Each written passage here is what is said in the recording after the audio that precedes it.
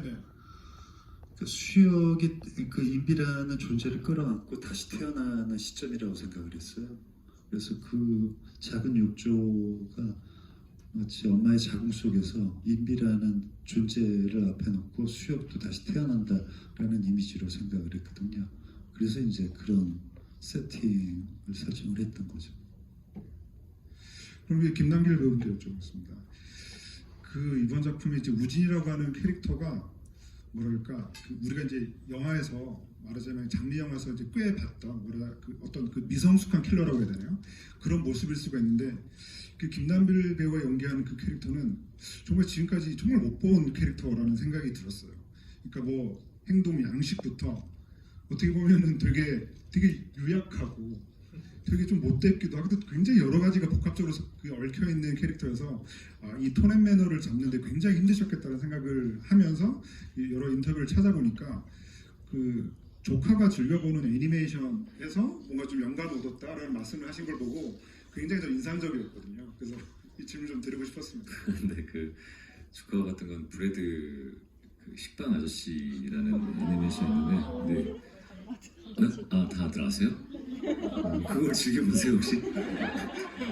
근데 저는 지나가다 이렇게 봤는데 아이들이 보는 애니메이션들을 보다 보면 어른들이 봐도 손색이 없을 정도로 굉장히 재밌더라고요. 그래서 이렇게 서서 그냥 지나가다가 한참 보고 있는데 되게 잔인하게 나오는데 그게 되게 아무렇지도 않게 뭐 그 우유분도 있고 식빵도 날라가고 뭐 하는데 그냥 다시 끼우고 그렇게 되게 평범하게 하는 걸 보고 있는데 그래서 제가 이걸 애들이 이렇게 봐도 되나 그래 애들 많은데 애들도 그냥 되게 시큰둥하게 그냥 이러고 보고 있는 거예요. 그래서 이게 어떻게 보면 아이들이 갖고 있는 좀 그 공포라는 게 순수한 어디로 튈지 모르는 그 거기서 오는 좀 공포를 여기에서 좀 착안하면 되겠다라는 생각을 했었고 아까 주 기자님이 얘기하신 것처럼 일반적인 영화에서 되게 순수하고 되게 잔인하게 뭔가를 해하고 나서는 되게 순수해지는 게 일반적으로 많이 나오는데 근데 사실은 잔인한 것들은 그냥 어디로 튈지 모르기 때문에 나오는 공포를 좀 설정을 하고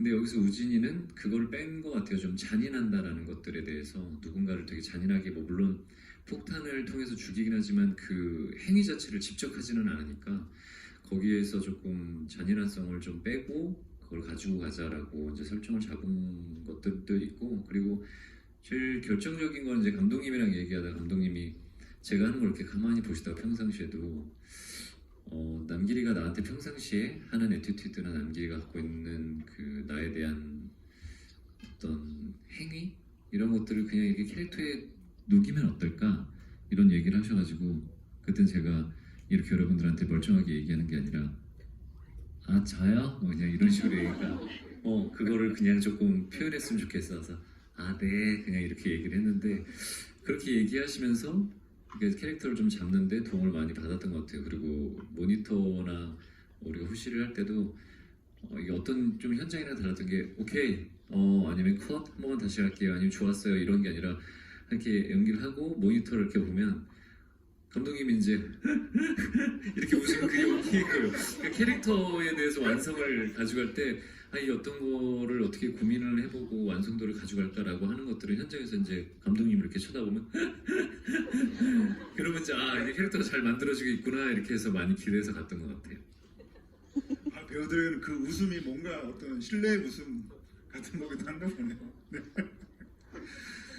네, 그럼 윤하 배우에게 여쭤보고 싶은 것도